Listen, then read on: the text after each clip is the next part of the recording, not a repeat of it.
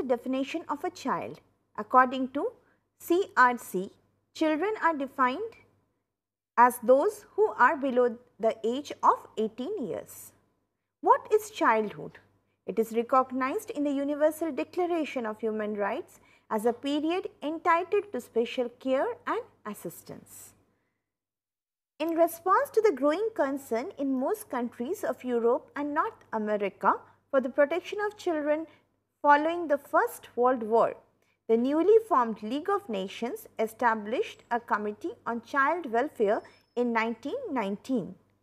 The private agencies also felt the need to provide broad social standards for the protection of children.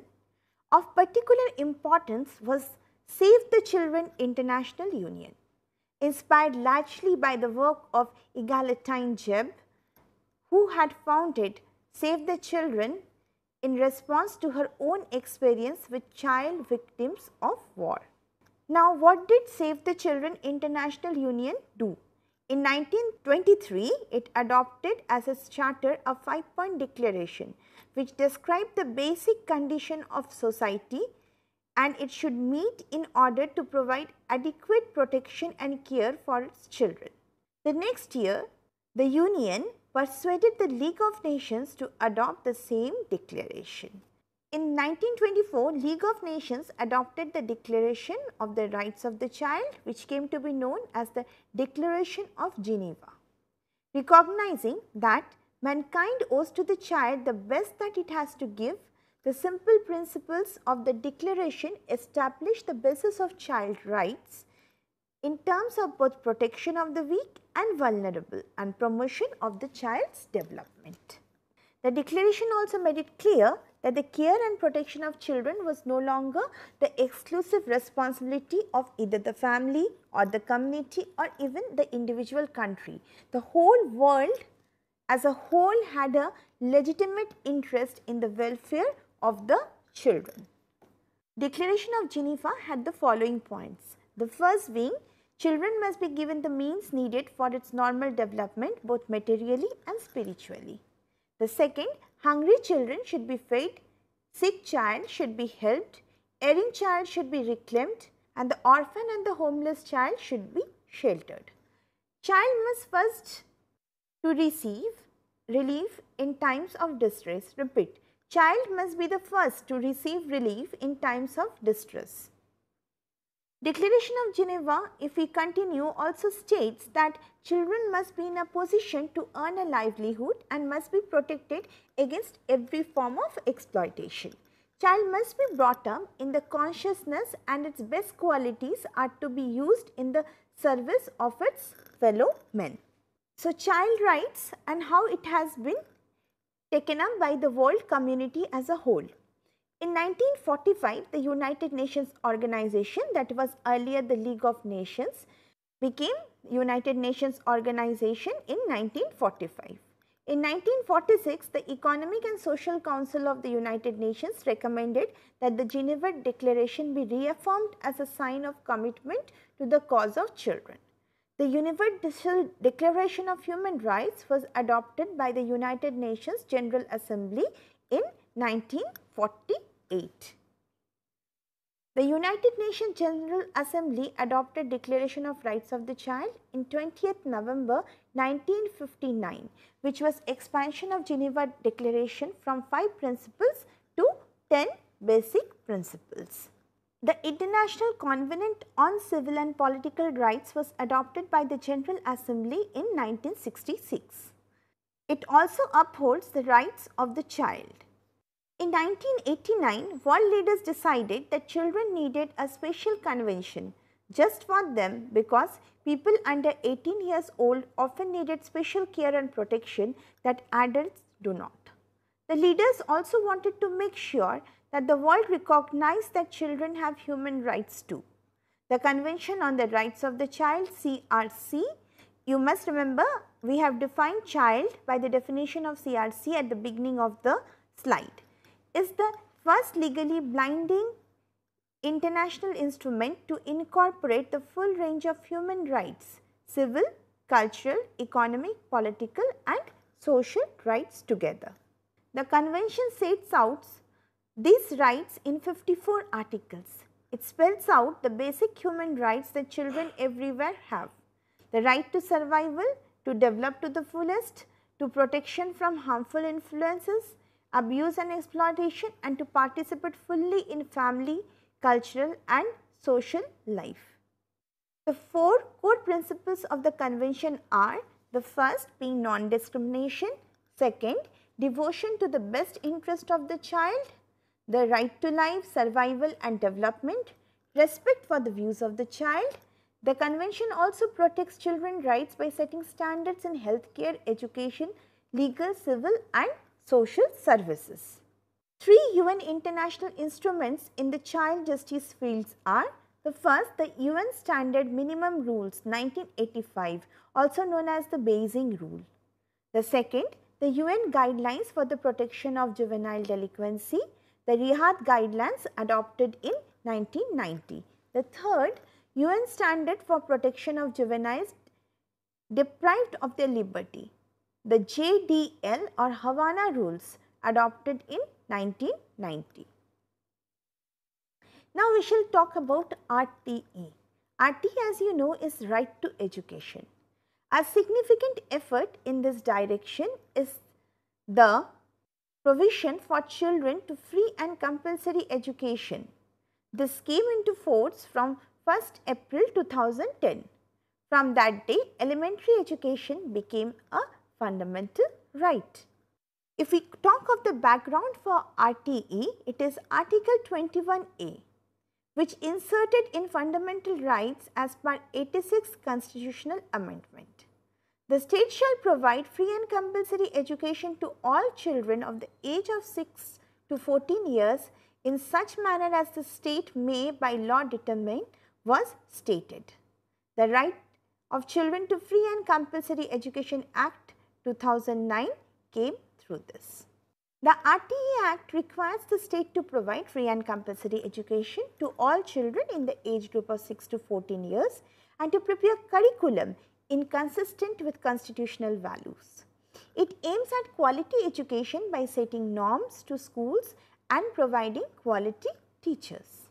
The Act attempts at social reformation and protection of the child. It also removes the operation of examination and provides statutory role for the civil society. The Act has clearly stated the responsibility of governments, local bodies, schools, teachers, parents and the community as a whole.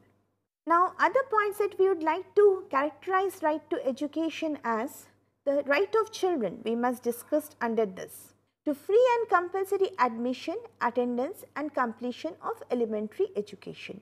Free, no child liable to pay any fee or expense preventing her from pursuing and completing elementary education.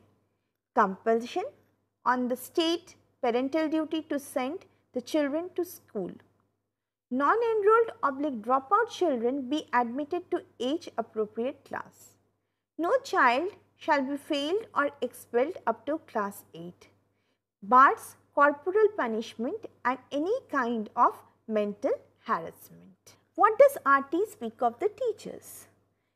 RT says that qualification for appointment of teachers to be laid down by academic authority authorized by the central government.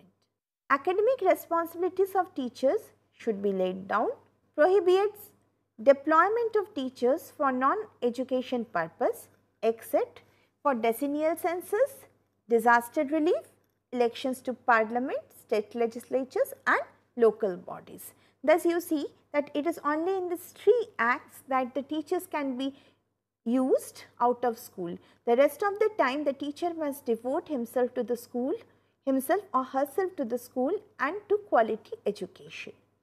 Now, what should be the standard of the schools? The first we must talk about is norms and standards specified for all schools. Infrastructure and related facilities. That the school should provide ample infrastructure to the student so that he or she may be able to pursue their education. There should be an appropriate people-teacher ratio in each of the school. The number of school days and working hours for the teachers should be specifically mentioned. Community participation in schools ensured through SMC comprising elected representative teachers and parents. All aided schools to provide free education to at least 25% of the children.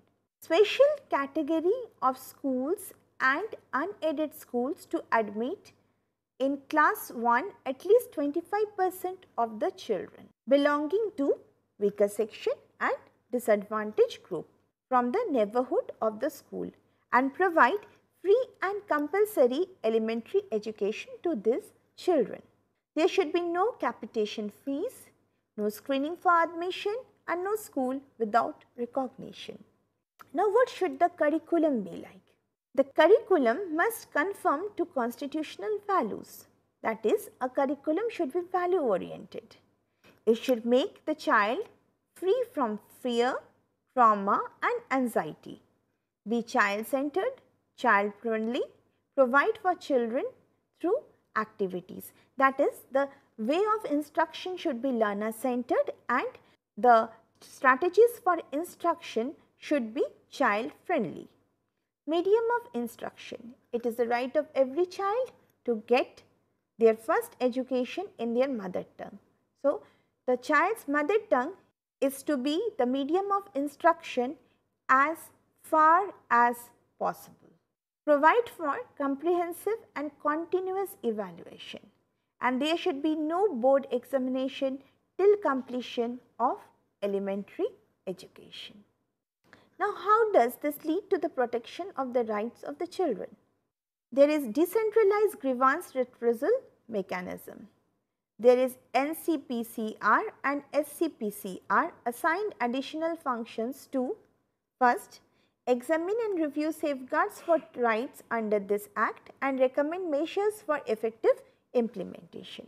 Inquire into complaints relating to child's right to free and compulsory education.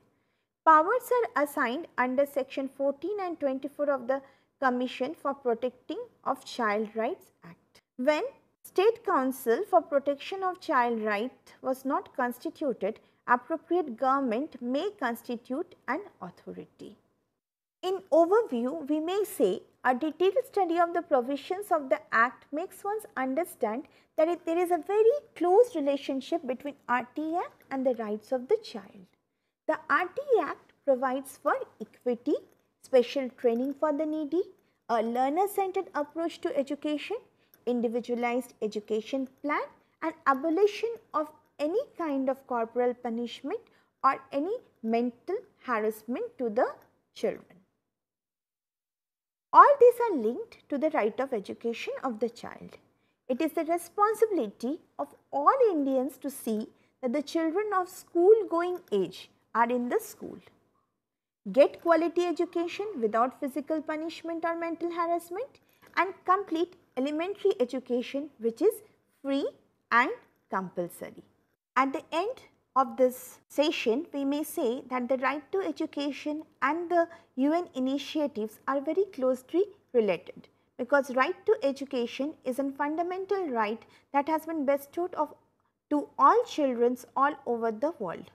Thus, right to education as an act of 2009 that started in 2010 broadens and strengthens the UN initiative for the rights of the children. Thank you.